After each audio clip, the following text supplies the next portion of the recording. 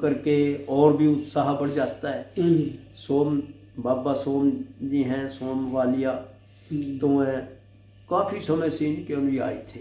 एक ही लड़की थी उनके बेचारे, वो पति पत्नी और उनकी लड़की पूरे समर्पण भावना से गुरु जी की सेवा में थी। हमारे गुरु जी हैं गुलशन राय जी, मास्टर जी। गुलशन राय जी, हाँ, गुलशन राय जी की मासी भी लगती थी वो। अच्छा जी। हाँ, सोम के घर जो थी जी, कुसमी की माता जी और इन गुलशन जी की माता जी बहनें थी। तो गुलशन जी भी हम भी यदा कदा बैठ करके गुरु जी का चर्चा कर लेते हैं, कुछ घटनाएं सुन लेते हैं, कुछ सुना देते हैं। तो अब इनका विस्तार से तो बहुत बड़ा इतिहास है इनकी सेवाओं का। ठीक है। हाँ, ठीक है। गुरु जी को आज भी लोग जिनकी श्रद्धा है, भावना है, प्रेम है, उनके चरण स्पर्श करने की जिनके मन में लालसा है, तो आज भी यथावत है उनके लिए। तो ऐसे ही हैं जैसे हम और आप बैठे हैं। ठीक है जी, इसमें कोई बड़ा चढ़ा करके कहने वाली बात नहीं। ठीक है जी। गुरु जी को कुछ लोग जो जातिवाद के सांसारिक लोग जितने होते हैं, खास करके ऐसे लोग जो किसी पॉलिटिकल इशू के ऊपर या किसी व्यापारिक दृष्टिकोण से जैसा जैसा जिसका काम होता है, जैसा जैसा जिसका नजरिया होता है, वो अपने अपने दृष्टिकोण से बात करते हैं। ठीक है जी। लेकिन वो जगत गुरु हैं। ये बात है। आज भी हम यदि तन्मयता से इन सारे वैमनस्यों को त्याग करके और शुद्ध भक्ति भाव से उनका स्मरण करते हैं, तो आज भी हमारे लिए वो हमारे ऊपर उनका ऋण है। ठीक है जी। हमें पूर्ण विश्वास है कि हमारे इस वार्ता को जो हम और आप बात कर रहे हैं, तो इससे गुरु जी के परोपकारों का, गुरु जी के संतों का त्याग होता है। संत लोग सबके होते हैं जी।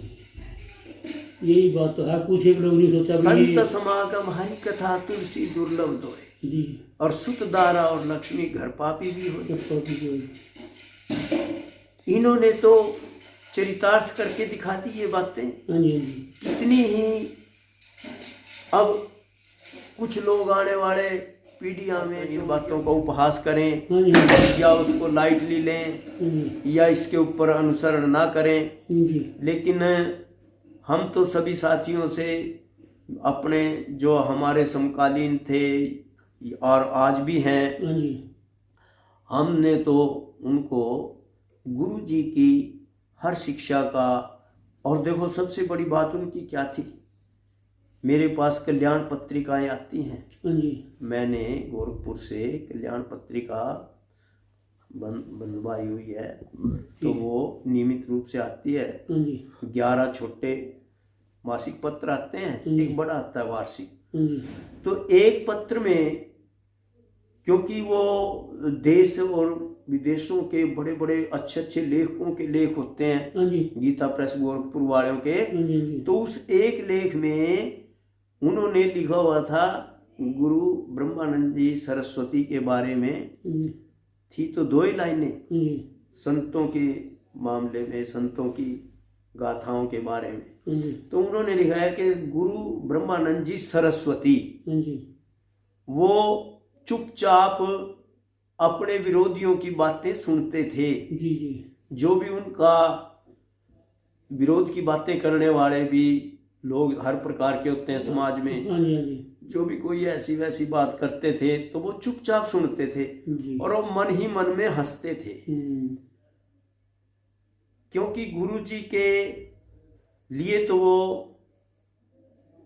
एक साधारण सी उनकी लालसा को सुनने की भी देखते हैं, ये किस लेवल के आदमी हैं, ये क्या कर रहे हैं, क्या कहते हैं, ये अपना जीवन सुधार रहे हैं या बिगाड़ रहे हैं, या कोई फायदा उठाने वाली बात तो चर्चा हो तो कोई बात जी। लेकिन वो न्यू सुनते थे। हाँ जी। और फिर मैंने इस संबंध में एक कथा भी पढ़ी हुई थी पौराणिक, कि यदि कोई किसी की निंदा, चुगली या बुराई पीठ के ऊपर भी करते हैं, पीठ के पीछे भी करते हैं, मुंह पर भी करते हैं, तो ऐसे लोगों के द्वारा की गई बुराई को जो सुनने वाला गंभीरता से सुनता है वो बहुत महान व्यक्ति होता है। हाँ जी।